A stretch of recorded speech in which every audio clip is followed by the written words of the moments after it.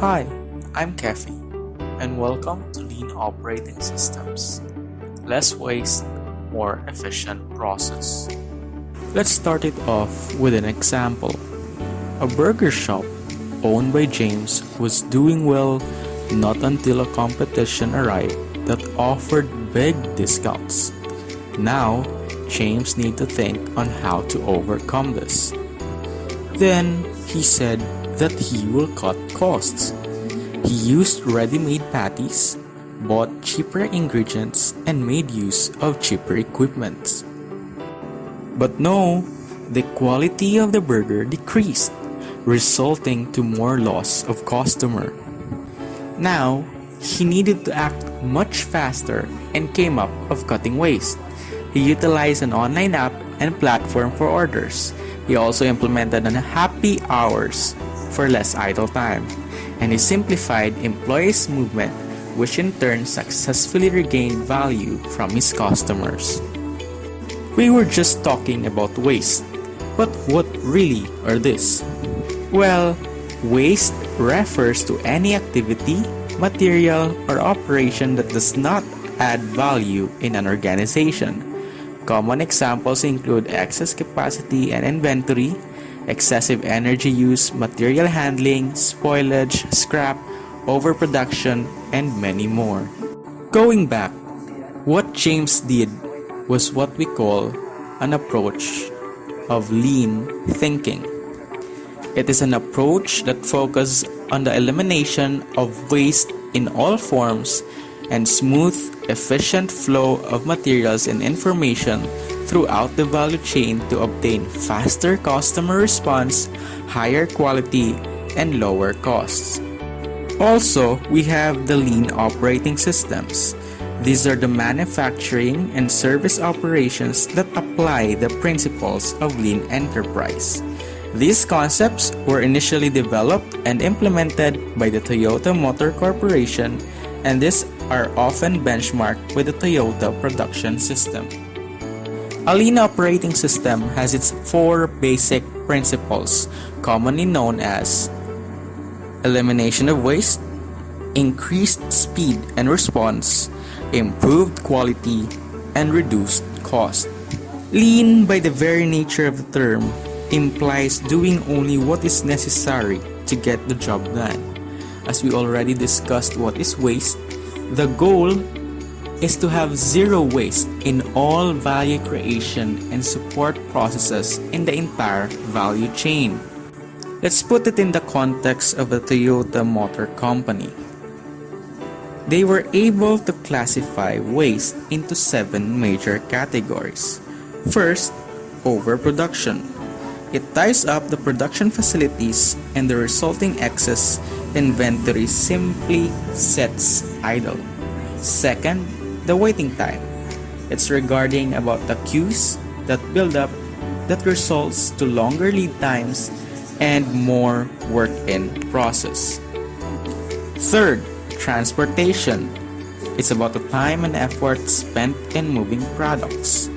Fourth, the processing. The traditional notion of waste, as exemplified by scrap, often results from poor product or process design. Fifth, inventory. These are waste regarding the expense of idle stock and extra storage.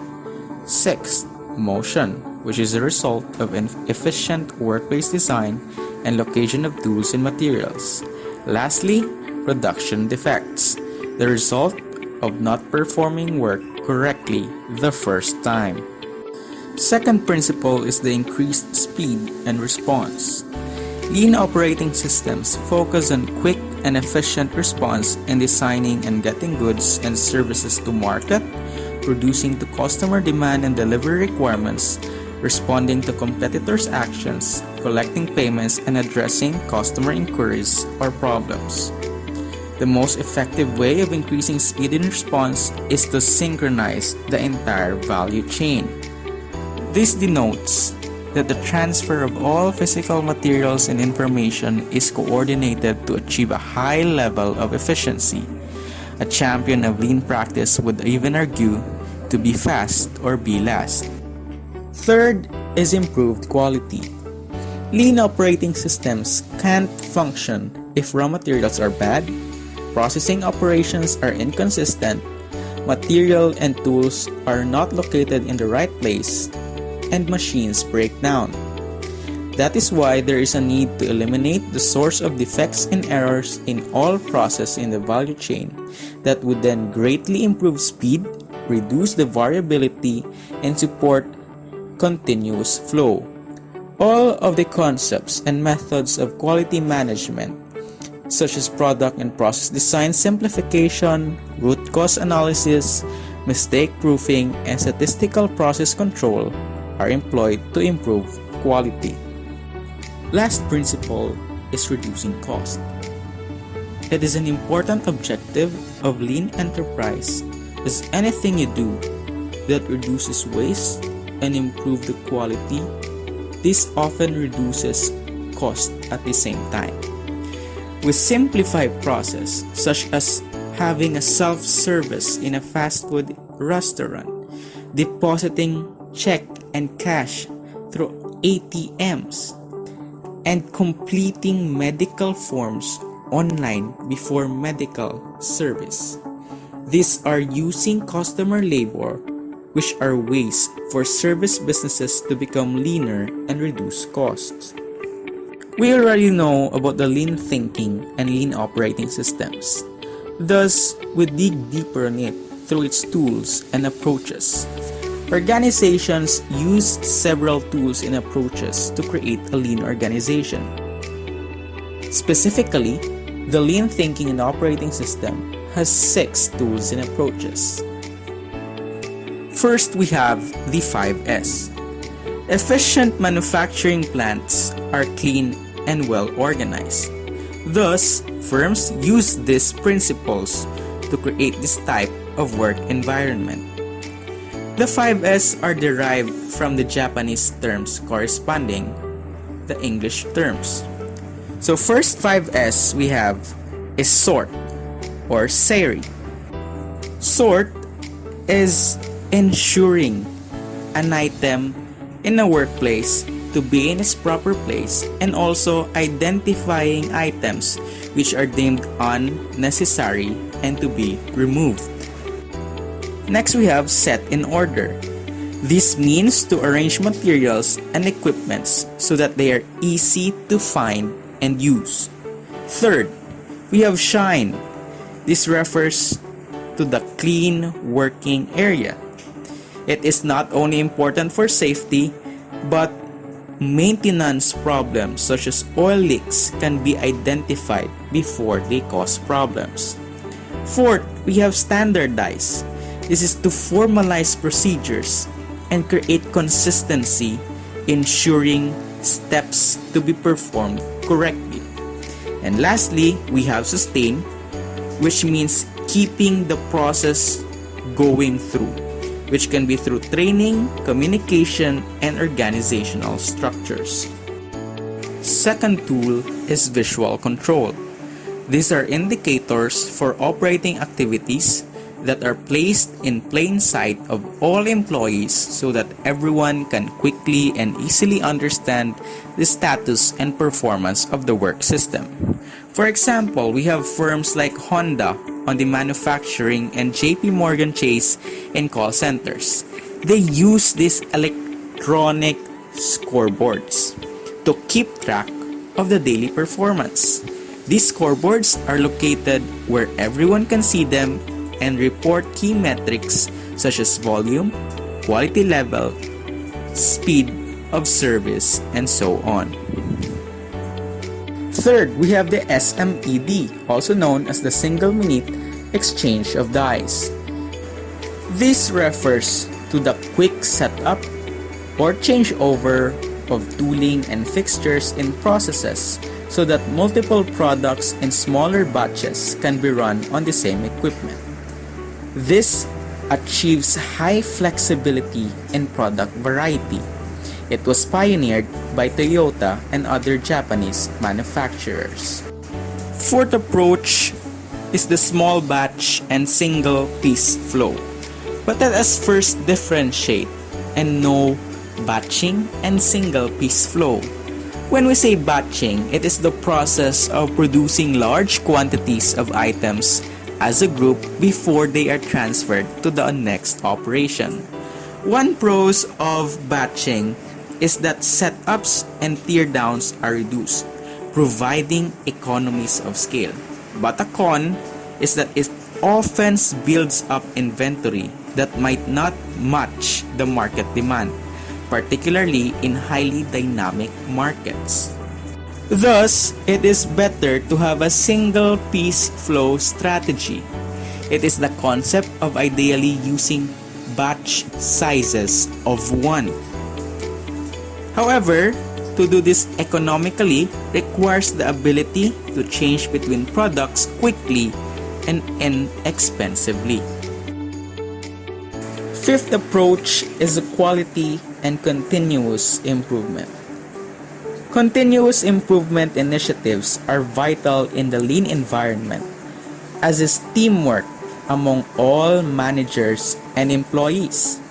Quality at the source requires doing it right the first time and therefore eliminates the opportunities for waste. Clearly, as an organization tries to improve its processes, thus it reduces the number of opportunities for error, improving the quality overall at the same time. Last approach or tool is the total productive maintenance. It is focused on ensuring that operating systems will perform their intended function reliably.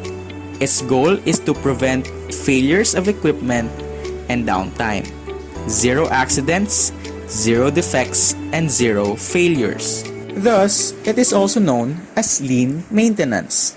It's more than preventing failures and processes, but it also includes maintenance and backup systems for software and electronic network systems, such as the internet or wireless networks.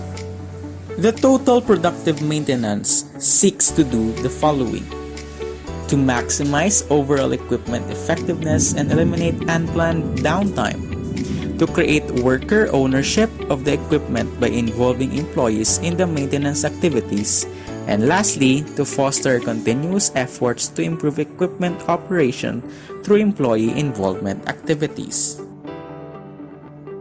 After talking about lean operating systems, lean thinking, and its tools and approaches, let us talk about Six Sigma tools and Lean Six Sigma.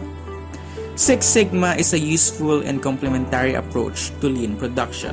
Let us say, for an instance, there's a cycle time reduction project that might involve aspects of both lean tools and Six Sigma tools. The lean tools might be applied to streamline an order entry process and also leads to the discovery that significant rework occurs, while Six Sigma tools might then be used to drill down to the root cause of the problems and identify a solution. These then led to the focus of the study of Lean Six Sigma. It is a fact-based, data-driven philosophy of improvement that values defect prevention over defect detention. It drives customer satisfaction and bottom-line results by reducing variation, waste, and cycle time while promoting the use of work standardization and flow, thereby creating a competitive advantage. It applies anywhere variation and waste exist, and every employee should be involved.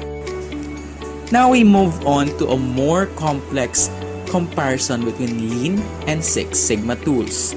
Lean production or Lean tools, they address the visible problems in the processes as opposed to the less visible problems, which is where Six Sigma tools is concerned. When we say visible problems, this includes the inventory, material flow, and the safety of the workplace, while the less visible problems can include the variation in performance. Second, the Lean is focused on efficiency by reducing waste and improving the process flow, while the Six Sigma tools, they are focused on the effectiveness by reducing errors and defects.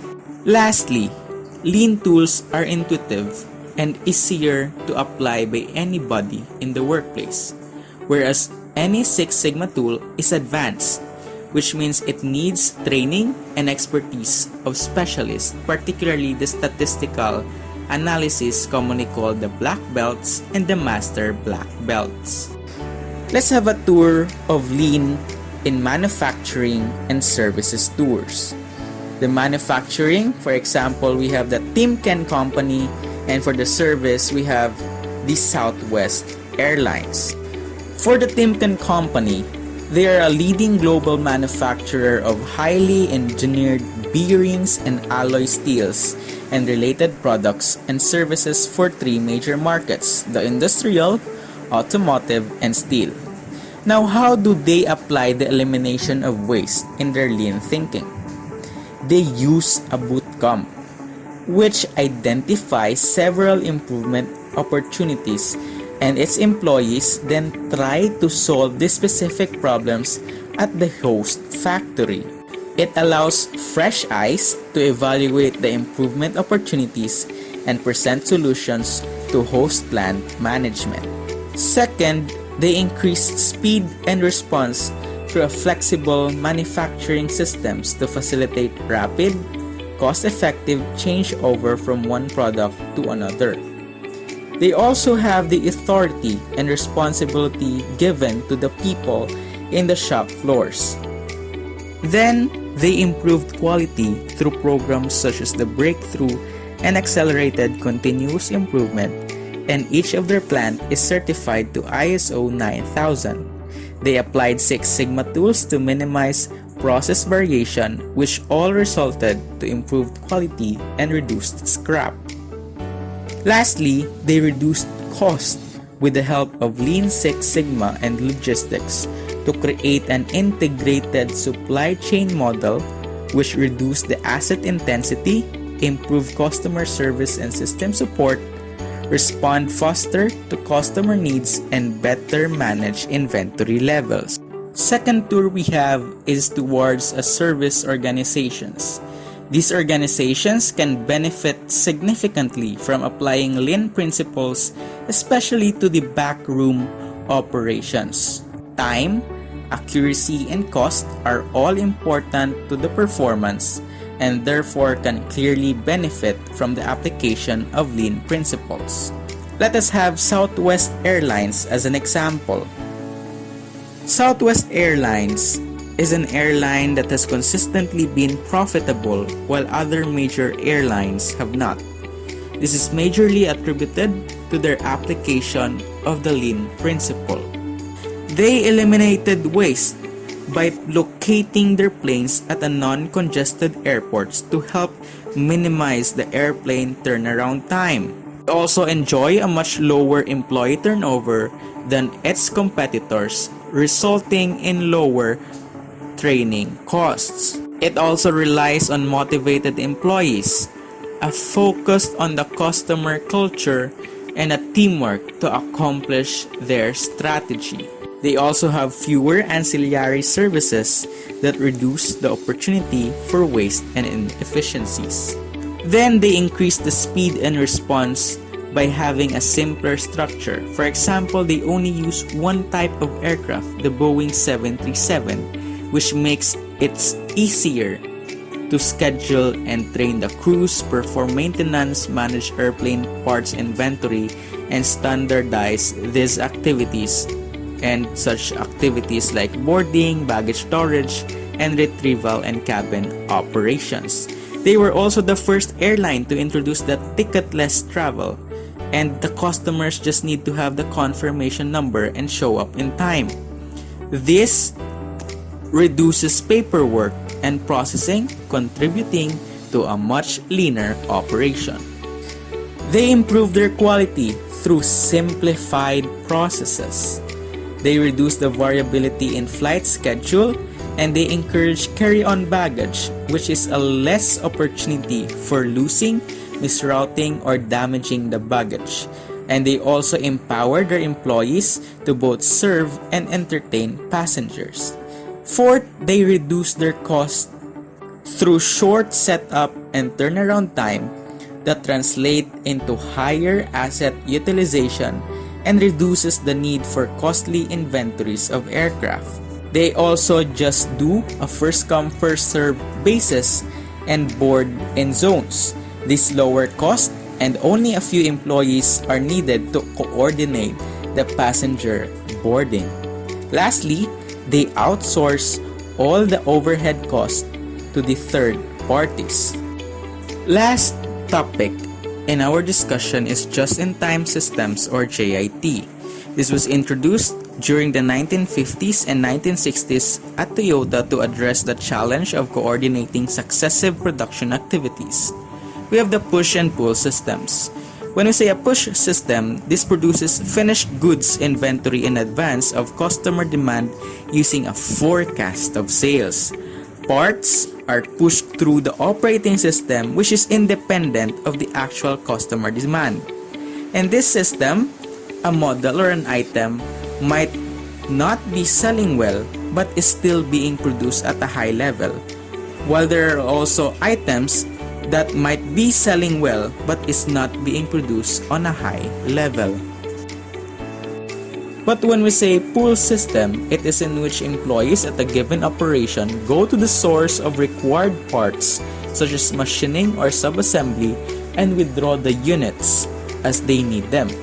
They produce the needed quantity of required parts each day.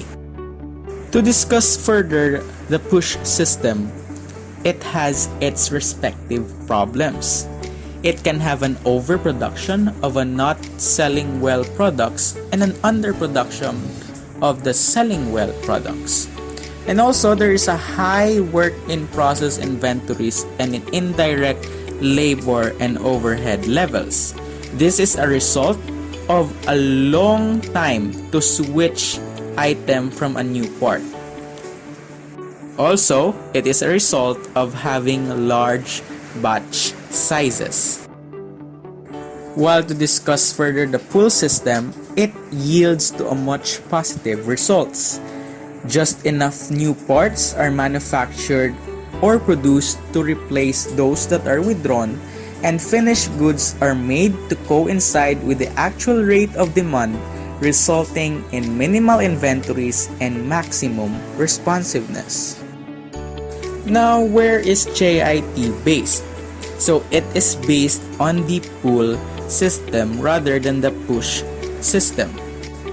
It has a gateway workstation such as a final assembly that withdraws part to meet demand and therefore provides real-time information to preceding workstations about how much to produce, when to produce, to match the sales rate.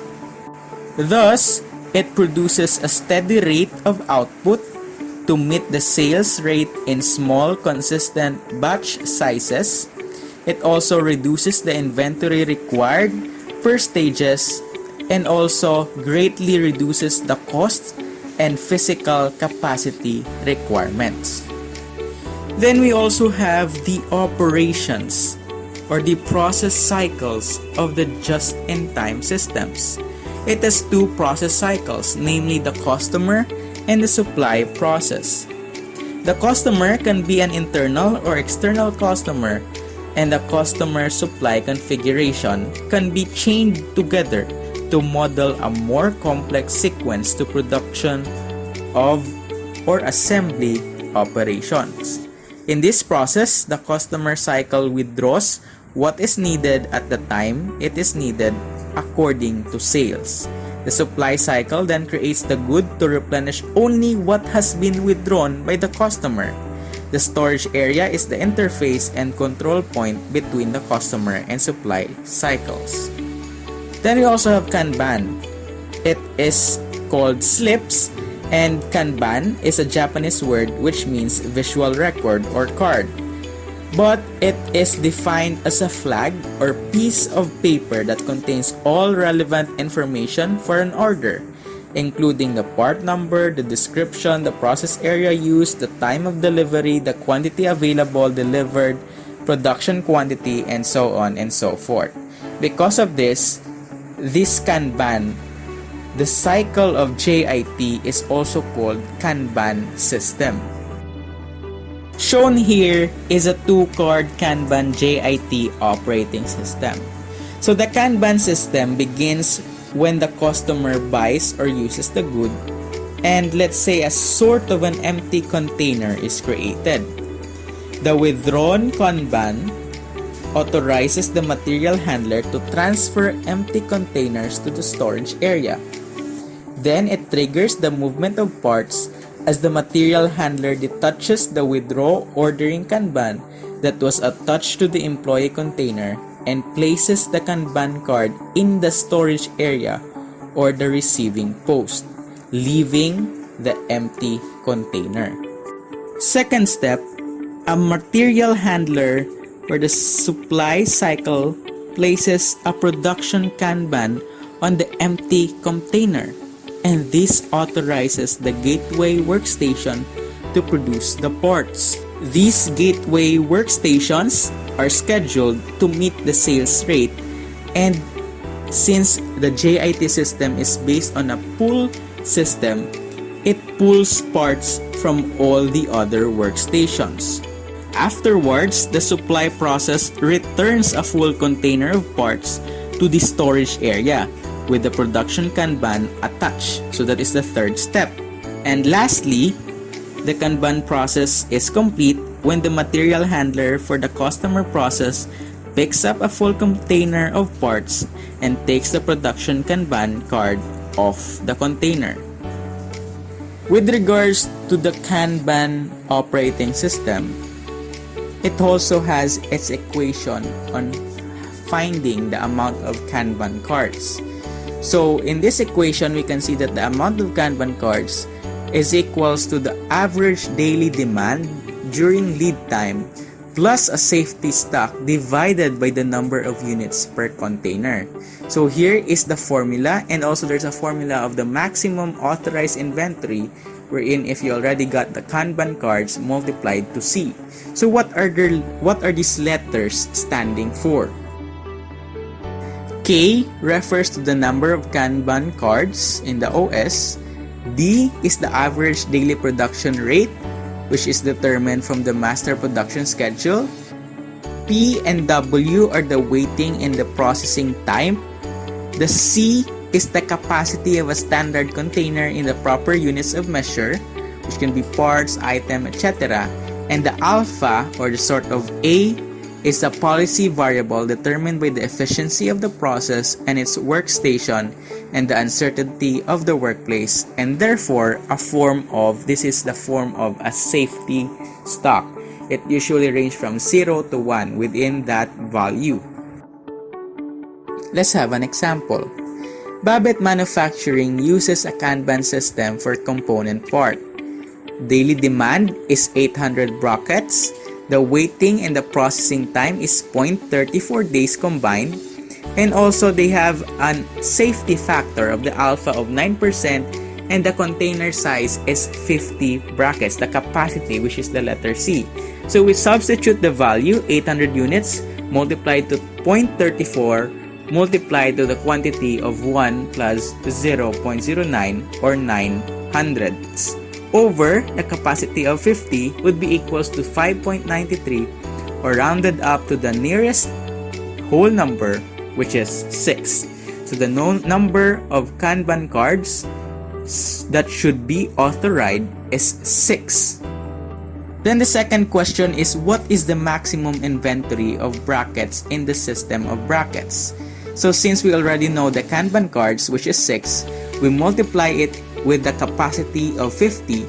Thus, the maximized inventory authorization is 300 brackets.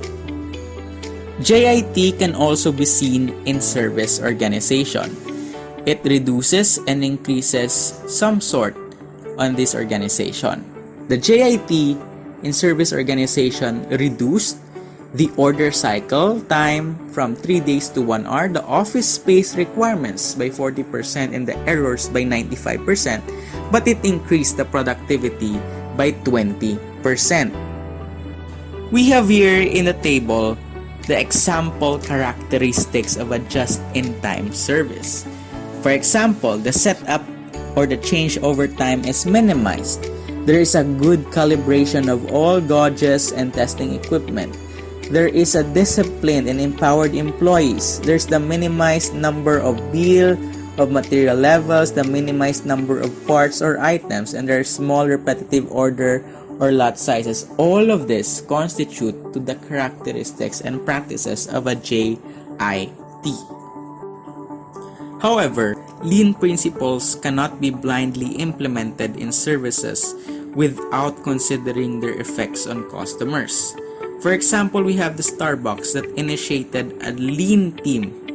They go around the country with a Mr. Potato Head toy that is used in their lean training programs for their managers.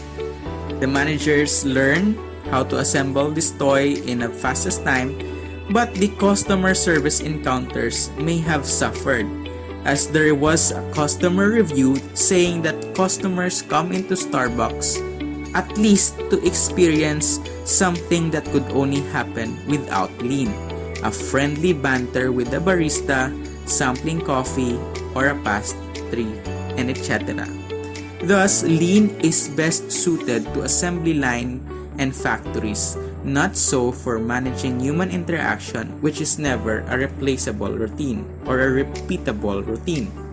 With this, we can say that we really need to think twice also in implementing the lean principles. We need to think twice if it is really fit in our company, in our organization.